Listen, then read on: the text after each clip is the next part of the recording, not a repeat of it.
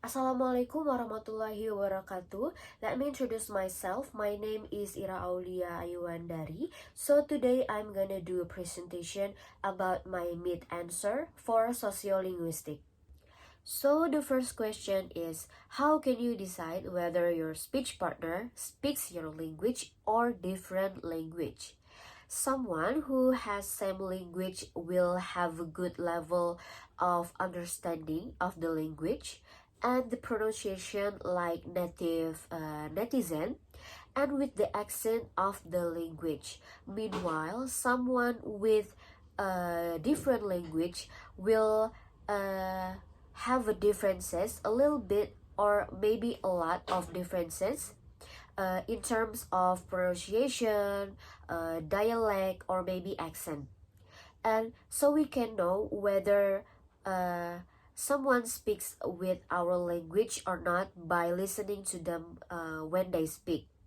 And due to several factors such as accent and dialects, even though they have spoken natively for a long time, there will be mass differences such as word emphasis, tone, or the other factors that are difficult to change.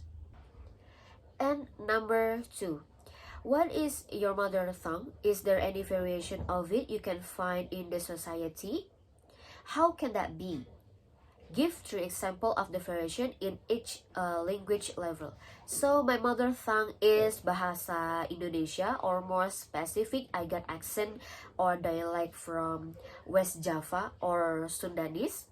And the variation I found in the society is general terms for any distinctive form of a language or linguistic expression. And this may include language dialect, style, or other form of language, as well as a standard variety. And variation at the level of the lexicon, such as slang, jargon, register, and idiom, is often considered in relation to particular styles or levels of formality. And languages and its variation are influenced by several social factors, including socio-economic status, education, ethnicity, geographic location, and age. And these factors shape and influence the way people speak a languages and resulting in language varieties.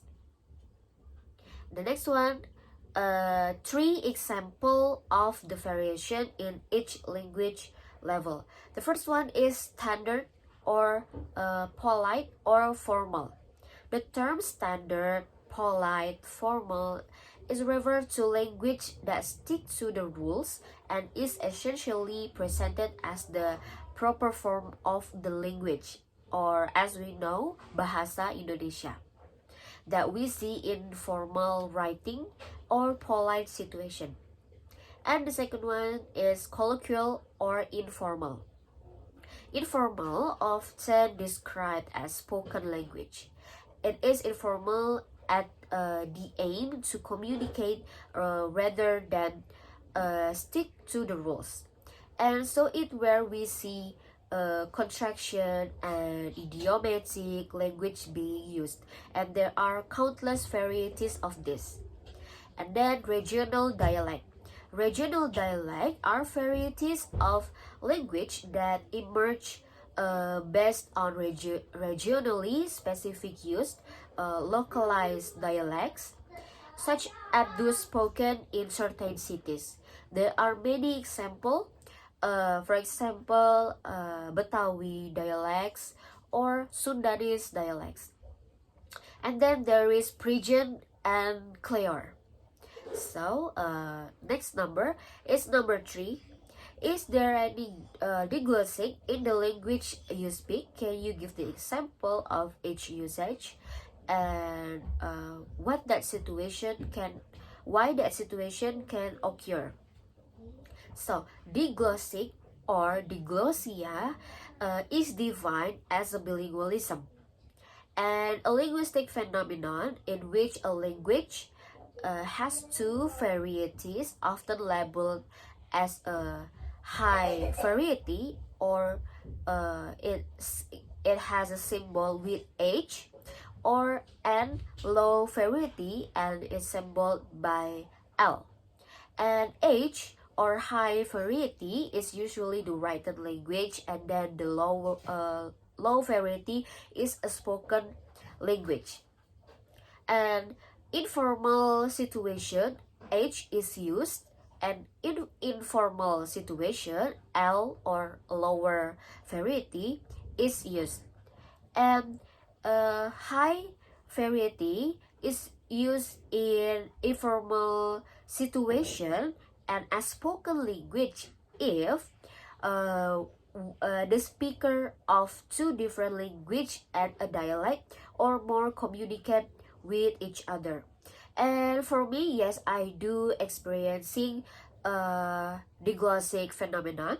In my case, the high variety is Indonesian, that we know is a national and formal language, and the low variety is Javanese.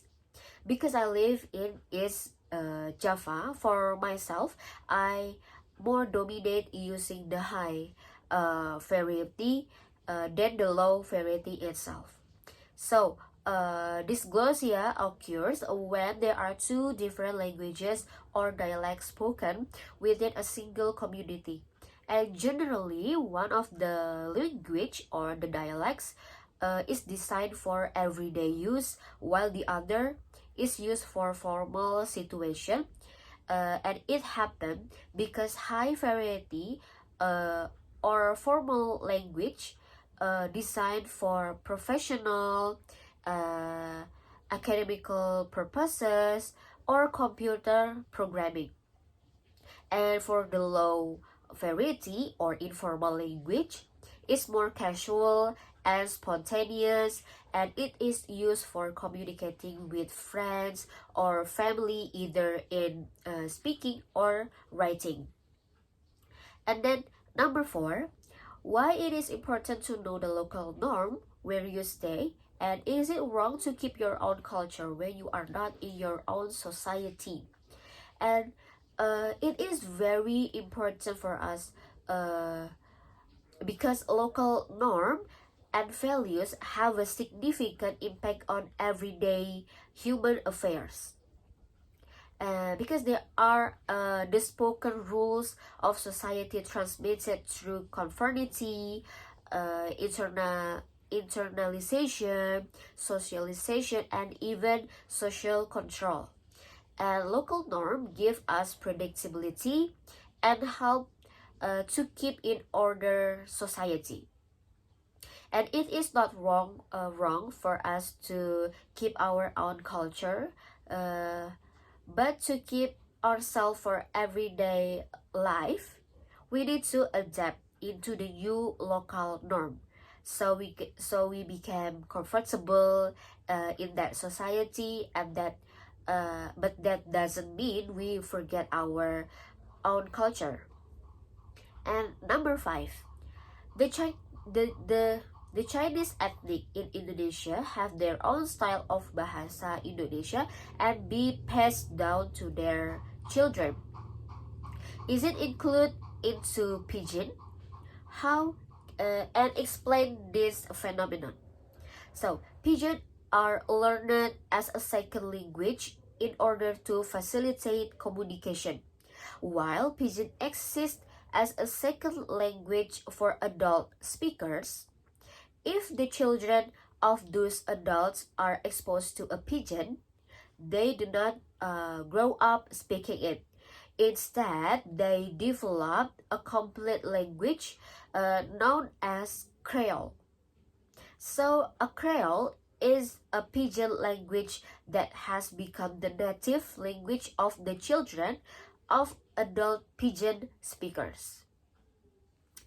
And that's all for the answer for mid-test sociolinguistic.